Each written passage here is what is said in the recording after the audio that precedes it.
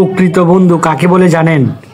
প্রকৃত বন্ধু তাকেই বলে যে বন্ধু বিপদ দেখা, এক বন্ধু বিপদ দেখে আরেক বন্ধু থাকতে পারে না।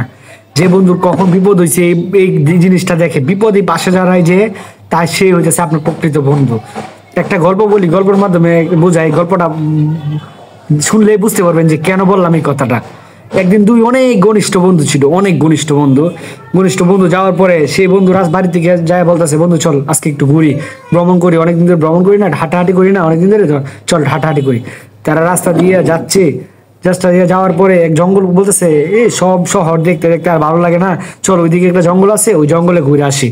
পরে যাইছে, সে ঘুরে আসার জন্য গেছে, ঘুরতেছে হাঁটতেছে, সব সৌন্দর্য দেখতেছে, অনেক সুন্দর লাগতেছে, দুজন মিলে হাঁটতেছে। পরে তো এত গভীরে চলে গেছে, তারা এত গভীর জঙ্গলে চলে গেছে, সেখানে ভাল্লুক আইসা পড়ছে, একটা বড় ভাল্লুক আইসা পড়ছে। আর এক বন্ধু ভাল্লুক দেখা সে দৌড়ে গিয়ে গাছে উইটা পড়ছে। সে বলতেছে, পরে সে আরেক বন্ধুকে সে বাঁচানোর প্রয়োজন বলতেছে যে আমার জীবন আগে আমি বাঁচাই। পরে সেই কথা বলে আগে গাছে উইটা গেছে গা। যদি ভাল্লুকের, সে কিন্তু চাইলে একটু উদ্ধার করতে পারতো, বিপদ থেকে তাকে নিয়ে যেতে পারতো। সে ভাল্লুকটাকে আগে দেখছি, যে বন্ধুরা, ওই বন্ধুরা অন্য খেয়ালি সৌন্দর্য দেখতেছে, সে ভাল্লুক দেখেছে, যদি সে টান দিয়ে নিয়ে যাইতো তাহলে সেও বাঁচতে পারতো গাছের আড়ালে চলে গেলে। কিন্তু সে না, তার জীবন বাঁচানোর জন্য সে আগে চলে গেছে। পরে ভাল্লুক সামনে আইসা পড়ছে।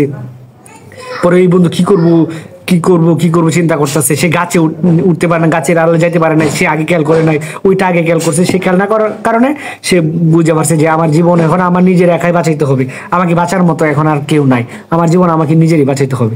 সে কি করছে, সে একদিন এক বইয়ে পড়ছে যে ভাল্লুকেরা মরা মানুষ খায় না, কিংবা মরা মানুষ তারা খায় না। পরে সে ভাল্লুক দেখা সে মরার বান্দরে শুয়ে পড়ছে। সে মরার বান্দরে শুয়ে পড়ার পরে ভাল্লুকে আসছে তার কাছে আসার পরে ভাল্লুকে তাকে শুনতেছে, 2-3 বার শুনছে। শোনার পরে সে বলতেছে, ভাল্লুকে মনে করছে সে মৃত মারা গেছে, তাই সে তাকে না খায়া চলে গেছে, শুঙ্গে নাকের গড়িত কান টান শুঙ্গে চলে গেছে। পরে আবার সেই বন্ধু ভাল্লুক চলে যাওয়ার পরে আবার আসছে, বন্ধু আয়সা বলতেছে, বন্ধু তোর কিছু হয় নাই তো, তোর গায়ে কিছু লাগে নাই তো, তোকে কামড় টামড় দেয় নাই তো, তুই তো ঠিক আছিস? পরে বলতেছে, আচ্ছা বন্ধু, দেখলাম যে ভাল্লুকে তোর কানে গেছে, আয়সা কি বললো একটু বলতো কষ্ট করে আমাকে।